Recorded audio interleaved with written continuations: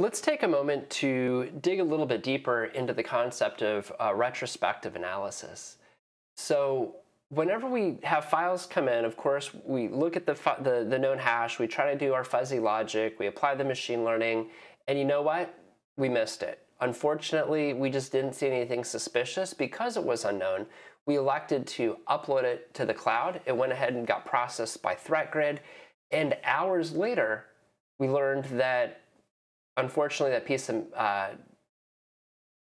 data that we thought was benign was unfortunately malicious. So when we see that occur, we could go, okay, well, what's happened? Where else have we seen that file? What systems touched it? And then when it was run on those systems, what did it actually do?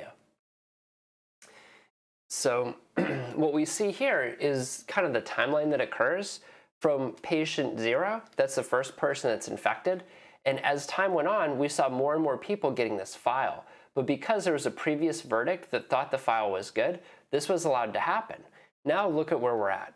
At this point in time, there's infected systems everywhere. Well, this is where that indication of compromise is going to be leveraged, and where the retrospective analysis gives us something called device trajectory. So let's just run through this. Cloud-based indications of compromise are useful for files that are not recognized as malicious initially, but later the actions of the file give you clues that the file is actually malicious. So again, we didn't know then, but we know now, so what can we actually do about it? For example, if an unknown file is admitted into the network, if an unknown file copies itself to other machines, if the file duplicates contents from the hard drive, if it sends that data to a foreign IP address, we're going to see all of it within this trajectory. You see the file that ran, and then you also see other executables or DLLs that were basically pulled in and accessed by this file. And we can see how it was accessed, whether data was passed back and forth to it, and again, where within the timeline that actually occurred.